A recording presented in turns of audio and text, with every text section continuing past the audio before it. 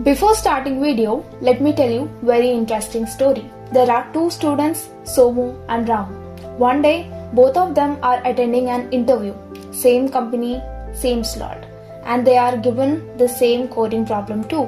Both write the code and both codes pass all test cases while running locally, but when they try to submit, Somu's code shows an error called TLE, which is time limit exceeded. Even his logic was correct, while Ramu's code submitted successfully. And guess what? Ramu gets selected. The thing is, Ramu was aware of one important thing, that is constraints given below the problem. Ramu already knew that if the input size is large, a slow solution will fail. That's why Ramu didn't just write code, he wrote an efficient algorithm. So you may think, how do we know particular algorithm to use to write efficient code according to the constraints? I have explained this in the video, don't miss it. And this is exactly why time complexity decides your selection. And one more important thing is, this is very important and common question asked in every interview, that is, what is the time complexity of the code you have written? So don't miss any part, watch till the end. Before we go further, make sure you maintain notes for DSA. You may understand today, but after 10 days fully blank. In order to remember every algorithm and concepts of DSA, revision is compulsory.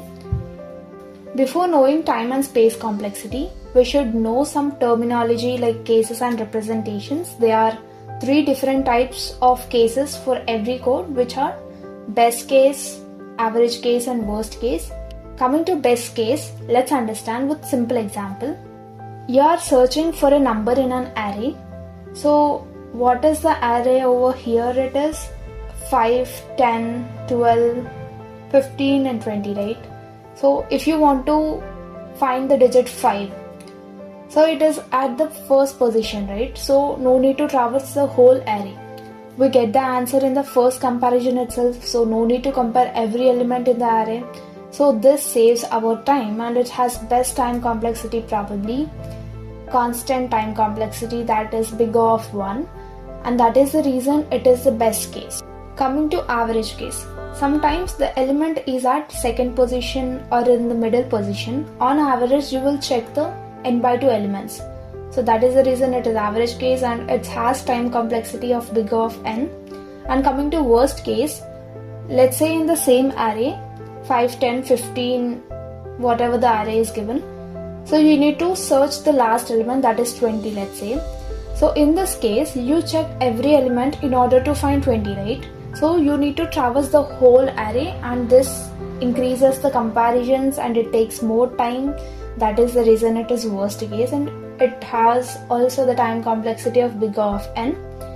Why I am saying all these cases? Because in time complexity, we will consider only the worst case time complexity. Usually, while calculating time and space complexity, we consider the worst case scenario because we don't know the exact situation in advance. For example, when searching for an element in the array, we don't know whether the element will be at the first position or the last position. Since we must be prepared for the most time consuming possibility, so we analyze the worst case. When we let's compare with the real life scenario, such as Amazon, which has millions of users, right? Not just 1 or 2 users. The system must be designed to handle the maximum possible load. It should be ready to support millions of users at the same time without failing. That is why in algorithm analysis, we focus on worst case scenario to ensure performance under heavy usage. I hope you understand. And let's see some representations. There are 3 representations basically: big O representation, theta representation and omega representation. Big O representation is most used one by us, which is used in interviews and real systems, and it is also used mostly among these 3, and it is also called the upper bound time complexity. Coming to Theta representation, it is used when behavior is fixed, simply represented as with symbol T of something, and it is average time complexity. Coming to omega representation, it may be asked in theoretical exams. For interview point of view, it is not that much important. So big O is 2 enough. So now let's learn time and space complexity. I am again mentioning it's very important concept. Don't miss any point, watch till the end. Time complexity is not the actual time taken to run the code. So time complexity is the rate at which the running time of an algorithm increases with respect to input size. This means we are not measuring time in seconds. Instead, we analyze how the time grows by counting number of operations when the input size grows. For example, suppose your code takes 1 second to run in your Windows laptop. The same code may take 2 seconds on a Mac or Linux system. So the execution time can also vary across different servers and coding platforms like LeetCode, Geek4Geeks, Codeforces, whatever the platforms are there. So actual execution time depends on many external factors such as hardware, operating system, compiler optimization, server configuration, system load. In simple words, actual running time is machine dependent, but the time complexity is machine independent. It only focuses on how the number of operations grows as input size increases. For example, if an algorithm takes 10 operations for input size 10 and 100 operations for input size 100, 1000 operations for input size 1000, and so on. For every input there is similar operations, right? So we can simply write it as f of n is equals to n. Here n is the number of input size and also operations. So we can say its time complexity is big O of n because the number of operations grows linearly with inputs. That growth we can observe in the graph itself, and here in graph we'll take x-axis as input size and y-axis as a time taken, and it is also called the linear time complexity. Rules to calculate time complexity. Some golden rules you must follow that are ignore constants. Let's say you got time complexity big O of 2n, so you need to ignore constant, so the answer will become that is big O of n, and ignore smaller terms. You have got big O of n square plus n. After ignoring smaller term n, you will get the answer is sequential code. When the code is sequential order, you have got n plus n, so you need to add them, that is 2n, it becomes 2n and big O of n finally because you ignore constants, right? So nested loops, when there is a code snippet that for loop inside for loop, then you need to multiply it. For one for loop it is big O of n, for another it is also n, so n into n it becomes n square, big O of n square. In above rules, till nested loops you need to remember, and this loop dividing by 2 recursion will understand in further sessions because here you don't know the topic of binary search and you don't know the topic recursion, right? So you may confused in this particular point, so no need to worry. Types of time complexities. So there are many types you can observe in this particular graph. So constant time complexity, that is big O of 1. It is similar to best case. So let's say you have an array 2, 4, 6, 8 and 10 and you need to find the element 2. In order to find 2, no need to compare whole array and it is time efficient, right? So it is the best case. So it will have time complexity of big O of 1. Simply it is parallel to the x-axis. So big O of n, which is linear time complexity, while observing the code snippet over here, we have fact is equals to 1. So it isn't one operation, it has constant time complexity, let's say big O of k. And for loop, it is big O of n. So multiplying both of them, big O of k into n, which is we need to ignore the k and we'll get the output is like the time complexity is big of n. So simply remember, if you have any for loop, like loops, compulsory you will traverse across all the n values, right? So it has time complexity of big of n. And big of n square, it is quadratic time complexity. Let's say you have two for loops as in the code. They are called nested loops, for loop inside for loop.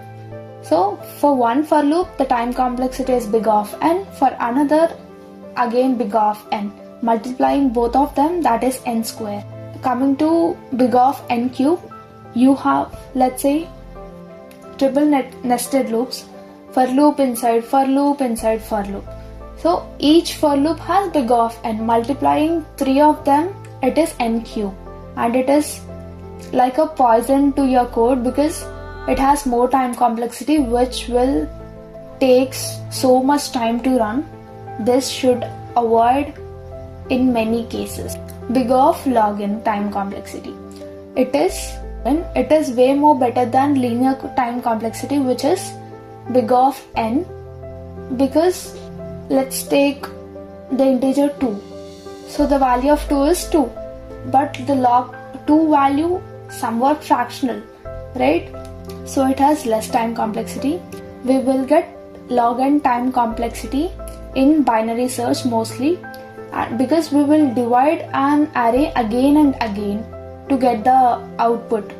So that's what the reason we got this log n. And big of n log n, simply multiplying n to the big of log n, and it is mostly, it will get in sorting techniques like merge sort and quick sort. And coming to big of 2 power n, 3 power n and n factorial, which will be discussed in further sessions in recursive call, because this time complexity mostly will come near a recursion brute force approach. Example, subset problems of Fibonacci recursion. Space complexity. So space complexity means extra memory used by the algorithm. It doesn't mean the input size, only the auxiliary memory which is created by the computer while running the code temporarily to store some variables. Like formulas for space complexities are, for variables, right? So it has big of 1, and for array big of n. For recursion it is also big of n, and in recursion we can calculate the space complexity using this formula, that is auxiliary space plus recursion stack. For now, note this formula. In future sessions we will discuss about the recursion and all, so if you want you can note it down. And space complexity examples, we are initialize the variables a, b, c, so it has big of 1 space complexity. Let's say you have an array of n elements, you have big of n space complex. And I have told in the beginning of the video that I will explain how Ramu wrote efficient algorithm using the constraint condition, right? You are given constraints like n is less than or is equals to 10 power 5. This means the maximum value of n 1 lakh, right? So now suppose you write a program with 2 nested loops, which gives time complexity is what? Big of n square. So 10 power 5 power square. What is the n value over here? 10 power 5, right? So if you do the square of that, you will get what? 10 power 10, which is, it is 10 power 10 operations. Are you getting my point? But most competitive programming platforms allow roughly only 10 power 8 operations per second. So it gives you an TLE error, that is time limit exceeded error. Now suppose your code will run with the time complexity big of n log n. So what is n over here? 10 power 5. So 10 power big of 10 power 5 log 10 power 5. Now suppose your code will run with the time complexity big of n log n. So what is n over here? 10 power 5. So 10 power big of 10 power 5 log 10 power 5. 10 power 5 into log n value is whatever the value you'll get, 1.7 or something. So if you multiply, it is less than 10 power 8. This time all the test cases will be passed. In this way you can decide this code will acceptable or not. If your time complexity produces more than 10 power operations, it will definitely give you the TLE error. So try to optimize it. That's it. So here the quick rule to remember: if the n value is less than or is equals to 10 power 3, so big of n square is acceptable, because if you write two nested loops, it will become 10 power 6, right, which is less than 10 power 8. So it is okay. If you have 10 power 5, n is less than or is equals to 10 power 5, so big of n log n is safe. And if you have 10 power 7, big of n is needed actually. So n is less than 10 power 9, you need to optimize it to the constant time complexity, which is big of n or big of log n.